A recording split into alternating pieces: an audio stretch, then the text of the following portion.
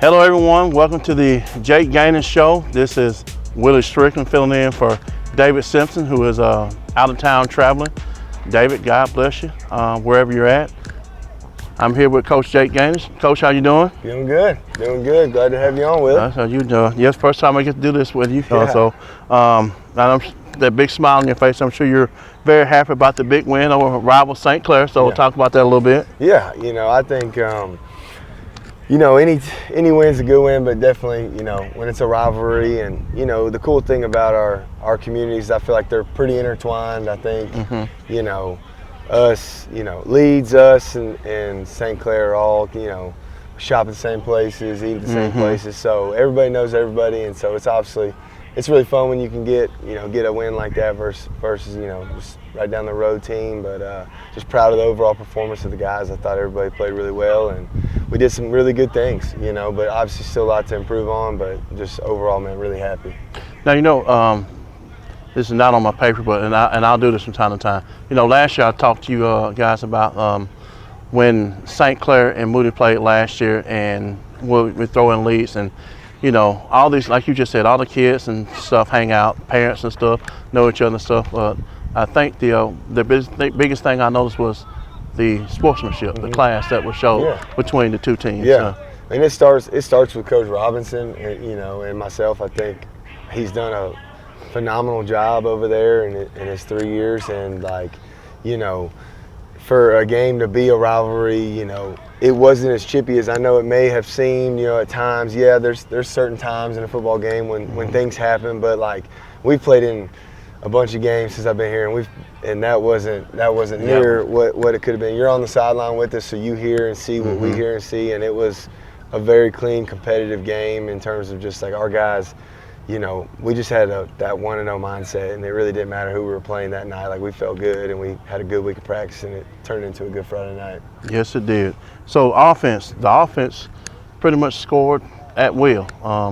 Talk about your preparation, what you guys did for what you saw. Yeah, so we felt like we were going to get a good bit of man. They've got some phenomenal athletes that go both ways at receiver, running back, DB, and we knew that we were, going to have to get them tired, and that was going to be offensive guys and defensive guys. We're going to have to work on. We're fortunate we don't have any guys going both ways, so we felt like we were going to get some man, but we also felt like with our O-line and LeCameron and KJ, we were still going to be able to run the ball and try to establish that, and we had some success there as well. But offense was clicking. We had one punt in the first half after a 15-yard penalty, and then we had one punt coming out of half where we just missed some easy throws that we never miss, and and that was uncharacteristic of us. But besides that, we scored 8 touchdowns, on the other 8 drives, so it was a good night offensively. Yeah, what's that like as a coach? Having a night like that where it's just you can just pretty much score and do what you want at will. I feel like that most nights in terms of the game plan and then the execution. It's you don't call a play to get stopped. So I'm the coach that I feel like if we didn't have a successful or positive play, it's because something we did. We missed the block. We had a holding penalty. We ran the wrong route, or we threw a bad ball. I always feel like it's more on us than it is on the defense, and then I feel the same way for our defense. So just proud of the guys for finally kind of putting together a full game, because at Jacksonville, we had a lot of yards and had a lot of success on offense. It just didn't feel like that because of the turnovers and the penalties and those things. So the penalties, most definitely. And I'll say it again, and I think me and you, but I don't think any one of us has ever been a part of a game with 34 penalties. Yeah, I've been to some high penalized games, but not 34. It ended up being 37. 37, really? After we watched the film and counted it up, it was. But again, it was even. It was not a home cooking type deal. They had just as many as we did, so they just if they see something, say something, man. They were tossing it, but that's part of it. Well, they let us know at the beginning during the coin toss. So now you talked about your defense, and we both know how great a quarterback that Landon Smith is. He's someone I've known for a little while, and proud of that kid. You guys, what did your scheme talk about that? Keeping him quiet and not letting him get get going? You know, because first 2 weeks he got going pretty good. Yeah, I mean, he's a phenomenal quarterback. They have some really, really good receivers, and their O-line is a lot better than it has. And it was, you know, it's gotten better every year that Coach Robinson's been there, but their O-line was good. But for us, it was just kind of trying to mix it in some different looks and, you know, bringing gas at times and then dropping 8 at times, and then, you know, trusting our rush to get home. We've got really good D-line. We have really good linebackers, and we have really good secondary. We have a really good defense. So trying to figure out the best way to make it confusing on him and take away some of his pre-snap stuff, because he's got such a quick release that if he sees something, he's able to get to those guys now in space and let them go to work. And so for us, we wanted to take a lot of that away pre-snap, show something different, move to something else, and our, you know, defensive staff did a phenomenal job, and our defensive players obviously did a phenomenal job. And you guys absolutely shut down the run. I cannot remember how many yards running. You probably know how many yards rushing they had, but it was not very many. Yeah, I think it was around 40, 45. We gave up a couple, you know, when we had some really light boxes, but we knew that was going to be part of what we were doing defensively. We were going to give up a few. You know, it's kind of just get them down, play the next down kind of situation. But yeah, I mean, I think total offense, they were around 120 yards. In the 2 weeks before, they were over 500 each game. So phenomenal performance by the defense. That's a really good offense and a well-coached, you know, team. And I was just really proud of the way the guys played. So, and you talked about it a little bit, the preparation, the week, St. Clair week, we call it. The intensity and the attitude. What was that like? You know, coaches, players, you know, the whole.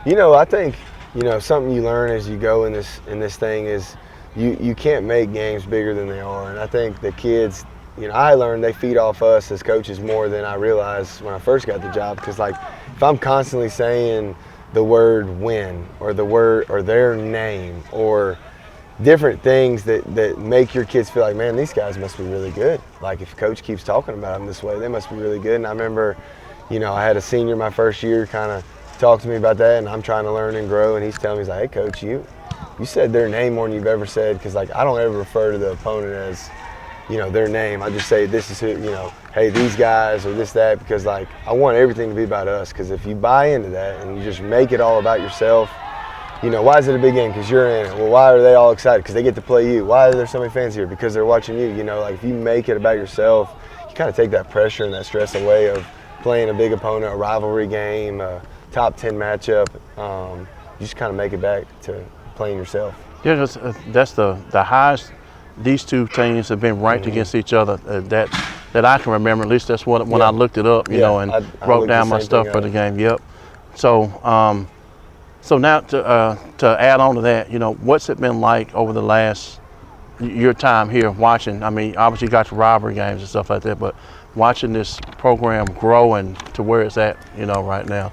It's you know, it's nothing short of, I feel like, just like a miracle in terms of like how everything's moved together in this community. Like, from the new school to the turf that we're sitting on right here to the Jumbotron behind us to the new facility, the new Performing Arts Center, new high school, like just everything that, you know, has kind of come with this explosion here of Moody football. Like, it just feels like everything was God's timing and worked out perfect for us. And it's really hard for me when I'm in it to realize how like awesome things are and how like cool. I have to get a perspective from somebody that, like, you know, it's almost every week a coach that we play or somebody will be here and they'll say, man, coach, I haven't been here in 10 years. I can't believe this, you know, and and then I start realizing, like, yeah, you're right. Like, this is new. This is new. Oh, this. And so, you know, when you're in it every day and you're in the, you know, in the trenches, like, you know, our field house, you know, like, I forget that thing was built in 1980 and was built for a team of 30. You know, and it was an old weight room too. It was all weight. I mean, it's everything. And so it's been added on to 100 times. There's a million doors. If you've ever been in there, there's exit signs everywhere. And but it's special, you know, and I really, really value and appreciate it. Well, 2-0 in the region. With was it four more region games left? You know, and of course one of them involves rivalry. So, what's the feeling being on, I guess, undefeated in the region right now? With it's good. Yeah, we talk we actually do put value on region games more than we do non-region, not because of who we're playing. Obviously, our non-region games are really tough with the game this Friday and the next one, but we know that region games gets you into the dance, and then all we want is a chance to be at the dance in November, playing football when it's cold, and we feel like we're prepared and built in this off season. Our whole program's built around going 4-0 in November to get to December and win that one game in December. So it feels good to be 2-0, but obviously we got 4 more, and they're just as important as the first two. So we got to continue to get better. Well, as we close out this segment, the state championship game is the day after my birthday, so that would be a nice birthday present for me. We'll see what we can do. We're going to take a break here at the Coach Jake Ganus Show.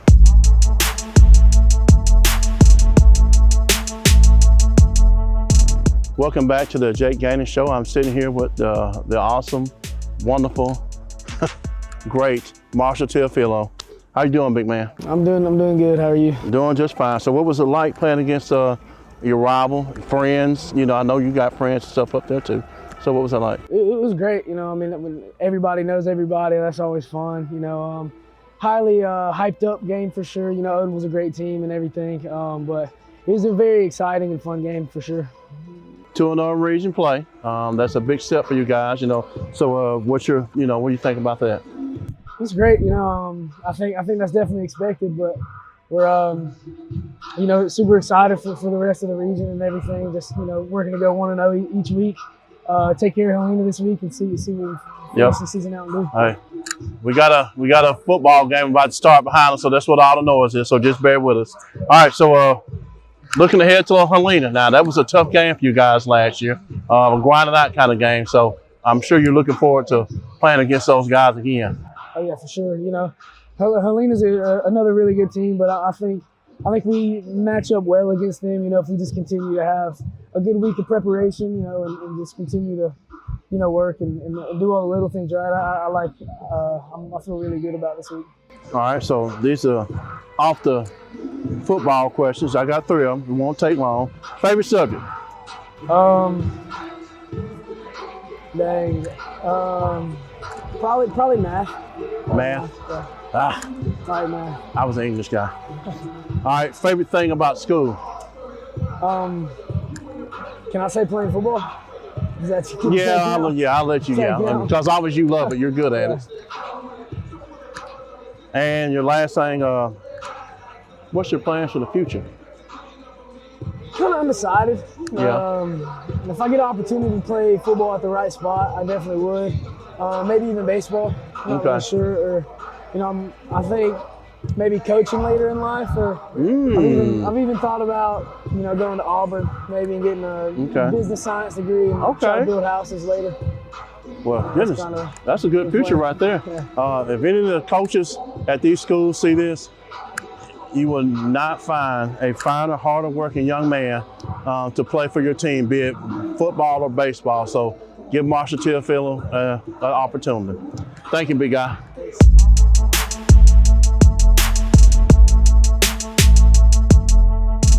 Welcome back to the Jake Ganus Show, and like I explained earlier, there's a game, 7th grade game about to start in the background, so it's a little noisy. So again, bear with us.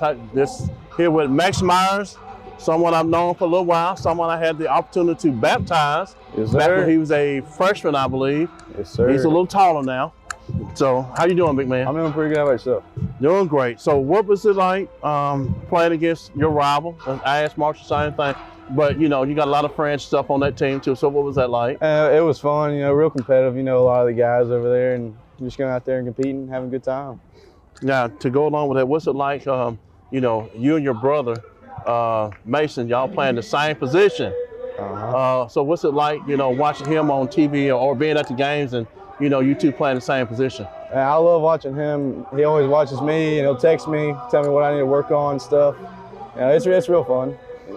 All right, so last year, Helena, we had a grinded out, knockout, drag down, you know, fight with them, and we pulled it out on the road. So are you ready to deal with them again this year? And what are you expecting? Yes, sir. It's going to be real fun. We're at home this year. You know, it's nothing new. You know, we're just focused on ourselves and, getting better every single day. And y'all have been. So now, 3 questions off football, but you can throw football if you want to. Favorite subject? Like what subject? For what? School, son. School. Oh, probably ag or shop. You know, they're the same thing. Ag. So what do you like to do in there? Agricultural. You know. No, I like mean, what do working. you like to do? Like, is there any particular thing in there that you like to do? I like welding. Welding's Okay. pretty fun. Okay, Yes, sir. there you go. Now you can make some money doing welding. Yes, sir. I may have some stuff for you to weld for me in the future. Favorite thing about school? Probably lunch. Lunch is pretty fun. I like food. I like food. As only Max Myers can. And future plans. I'm looking forward to graduating. You know, I plan on going into HVAC and just seeing where I can go from there. Okay. Yes, Oh, sir. you're gonna be a very tall HVAC guy, but I'll hire you. Yes, sir. You know, but Max has got a special place in my heart. Like I said, I got the opportunity to lead into Christ and baptize, and so it's good that I get the opportunity to do this interview with him his senior year. So good luck to you Friday night, Yes, big sir. fella. Thank you. Love you, Love you too. and I'll see you Friday night.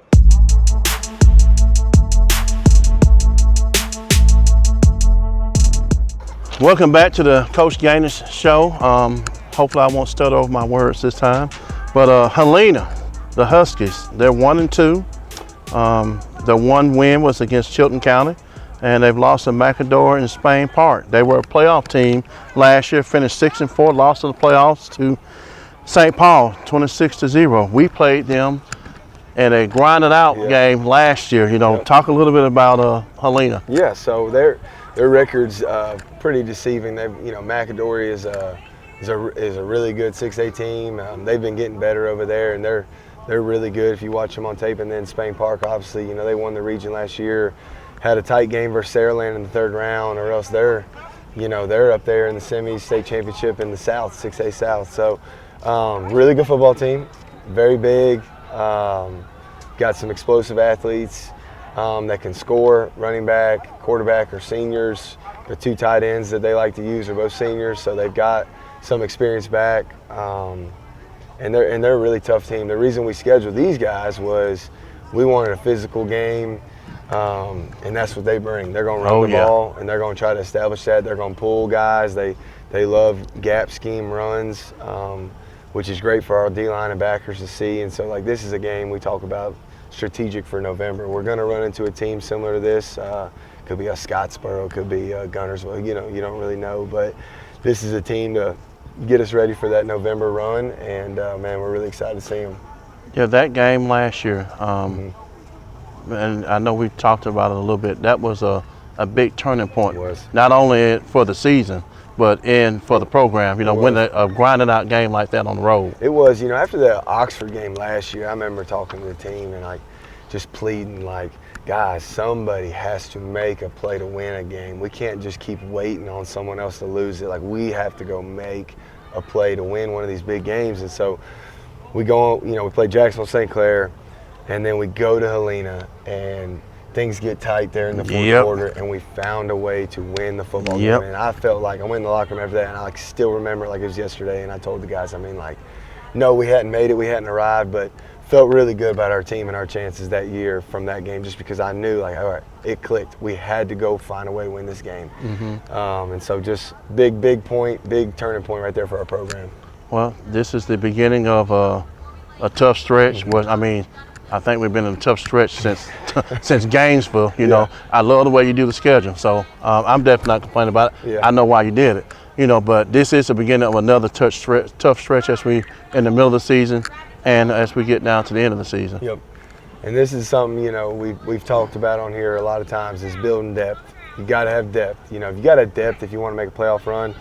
You got a lot of teams right now, you see them everywhere in 5A, even some in 6A, they play guys both ways. Well, game 6, game 7, game 8, game 9, eventually there's wear and tear on those guys. And if we are able to play everybody just on one side of the ball and have depth and substitute going through this next 6-game stretch, man, we get to that bye week, get to the first round in November, and we're healthy, man, we're going to be a dangerous football team. Well, Coach, I look forward to being on the sideline with you, and we also look forward to being here to broadcast the game with Helena Friday night. So good luck to you, and God bless you. And thank you for allowing me to. No, thank you for coming. We'll see you Friday, David.